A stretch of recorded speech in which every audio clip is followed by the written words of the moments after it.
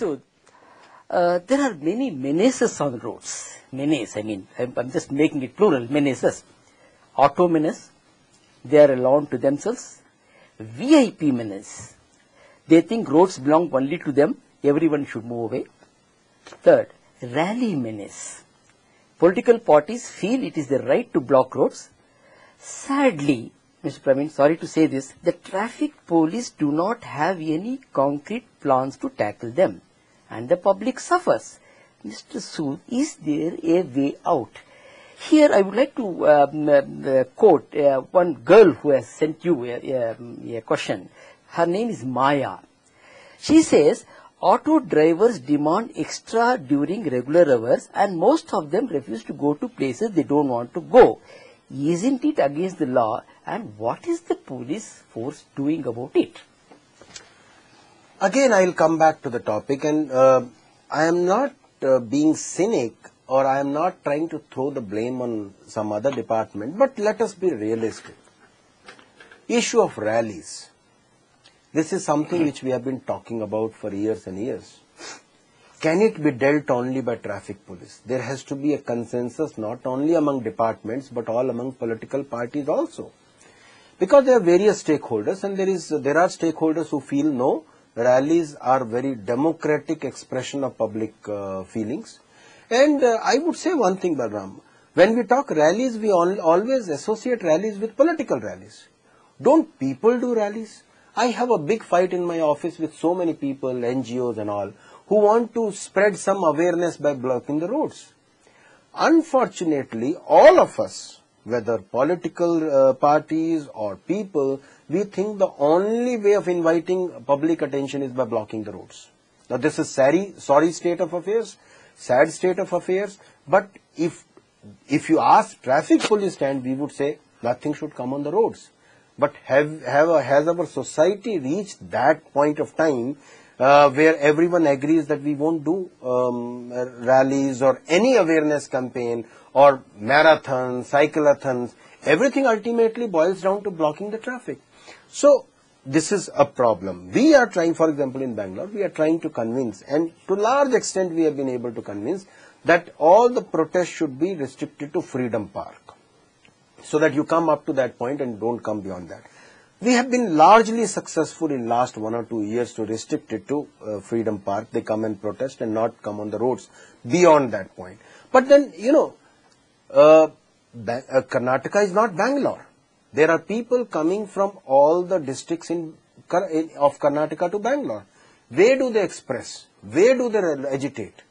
Even if I say Freedom Park, they need to reach Freedom Park. So from railway station to bus stand, they will have to come to Freedom Park. Let us be practical. Bangalore is not only for Bangaloreans. Bangalore is for all Kannadigas. And all Kannadigas obviously won't be heard if they agitate in their village. So everyone wants ears and eyes of the government.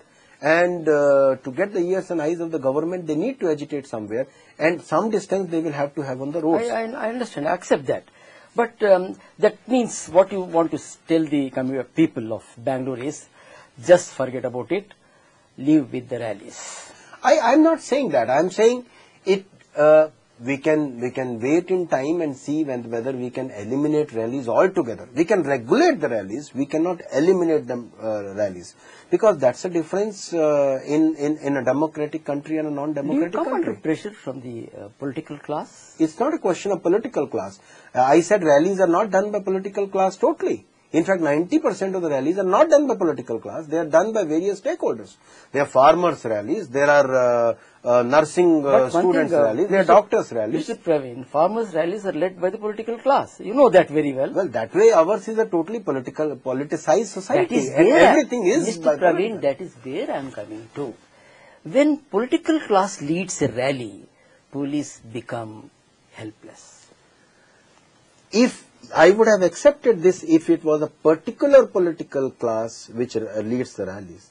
The problem is every political group is involved with the rallies. So if you are saying that we get bullied by every political group collectively, I would not deny it.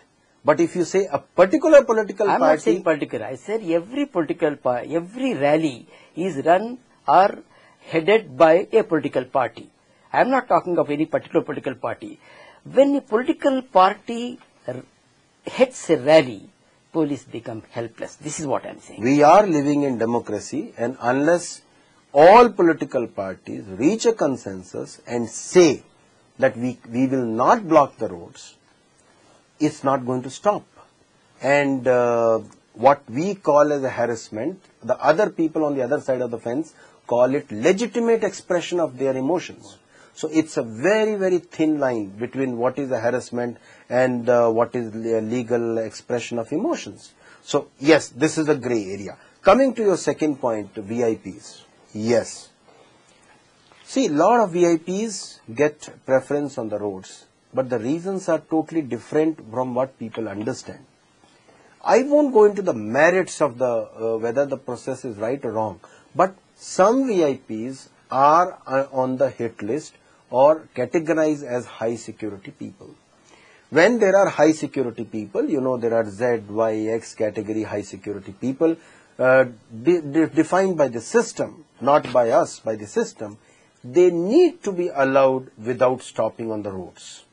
Now, whether that system is correct or wrong, I can't go into the merits.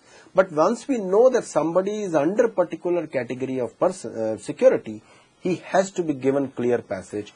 And I would very honestly admit, giving passage to VIP is always at the cost of public. There is no system where you can give a preferential treatment to a particular class without affecting the public in general. Now, our role is to minimize the pain. We understand your role, Mr. Praveen.